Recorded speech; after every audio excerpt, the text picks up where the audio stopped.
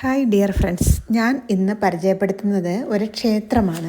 അതായത് തിരുവനന്തപുരം ജില്ലയിലെ മാറനല്ലൂർ പഞ്ചായത്തിൽ അരുവിക്കര എന്ന് പറയുന്ന സ്ഥലത്താണ് ഈ ക്ഷേത്രം ഉള്ളത്. അതായത് ശാസ്ത ക്ഷേത്രമാണ്. പൂർണ്ണ പുഷ്കല സമേതനായ ശ്രീധർമ്മശാസ്താവ് കുടികൊള്ളുന്ന ക്ഷേത്രമാണിത്. ഈ ക്ഷേത്രം വളരെ പഴക്കമുള്ളതാണ്. 2000 വർഷത്തോളം പഴക്കം ഈ ക്ഷേത്രത്തിന് പറയപ്പെടുന്നുണ്ട്.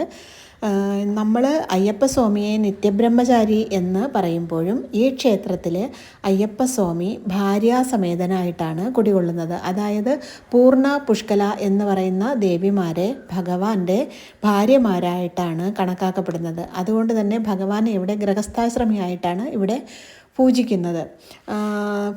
അതായത് ധർമ്മശാസ്താവിനും മഹാവിഷ്ണുവിനും തുല്യ പ്രാധാന്യം ഉണ്ട് ഈ ക്ഷേത്രത്തിൽ. എങ്കിലും ധർമ്മശാസ്താവിൻ്റെ അതായത് അയ്യപ്പസ്വാമിയുടെ ക്ഷേത്രം എന്നാണ് ഈ ക്ഷേത്രം അറിയപ്പെടുന്നത്.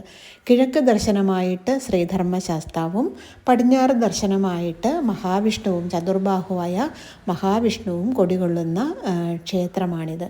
പൂർണ്ണ എന്ന് പറയുമ്പോൾ വിജ്ഞാനവും, പുഷ്കല എന്ന് പറയുമ്പോൾ അത് ഐശ്വര്യത്തെയും പ്രദാനം ചെയ്യുന്ന ദേവിമാരാണ്.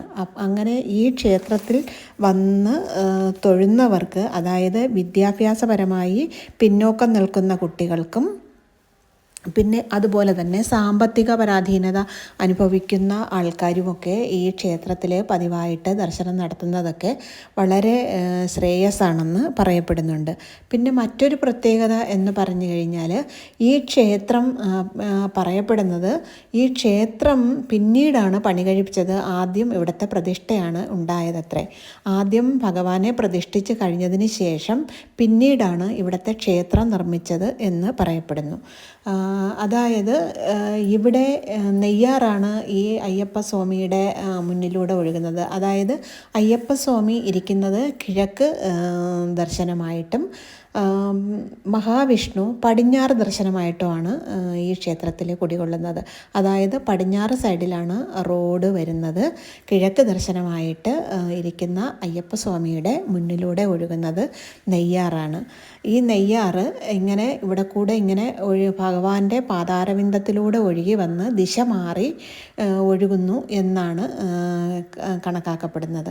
അതായത് ഇവിടുത്തെ ക്ഷേത്രത്തിനും ഒട്ടനവധി പ്രത്യേകതകളുണ്ട്. പിന്നെ ഇവിടുത്തെ ആ പ്രകൃതി ഭംഗി, ആ ക്ഷേത്രവും അതിൻ്റെ പരിസരവും ഒക്കെ ഉള്ള ആ പ്രകൃതി ഭംഗി വർണ്ണനാതീതമാണ്. അതായത് നമുക്ക് അവിടെ ആ ക്ഷേത്രത്തിൽ തൊഴുതിട്ട് പടവുകൾ ഇറങ്ങി നമ്മൾ ഈ ആറ്റിലോട്ട്, അതായത് നെയ്യാറിൻ്റെ കരയിലോട്ട് ഇറങ്ങി ആ കൽപ്പടവുകൾ ഇറങ്ങി വരുമ്പോൾ പാറക്കെട്ടുകളാണ്. പാറക്കെട്ടുകളിൽ നിന്ന് നമുക്ക് താഴോട്ട് ഇറങ്ങാനൊന്നും കഴിയില്ല.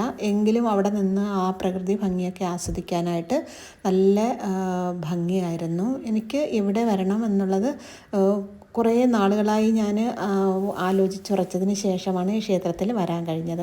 അതായത് നമ്മൾ വന്ന് കുറച്ച് കഴിഞ്ഞപ്പോൾ തന്നെ നട അടയ്ക്കാനുള്ള സമയമായിരുന്നു. കാരണം നമ്മൾ താമസിച്ചിട്ടാണ് ഈ ക്ഷേത്രത്തിലോട്ട് വന്നത്. അപ്പോൾ ഒട്ടനവധി പ്രത്യേകതയുള്ള ഈ ക്ഷേത്രത്തിൽ വരുന്ന എല്ലാ ഭക്തജനങ്ങൾക്കും ഇവിടെ വരാം.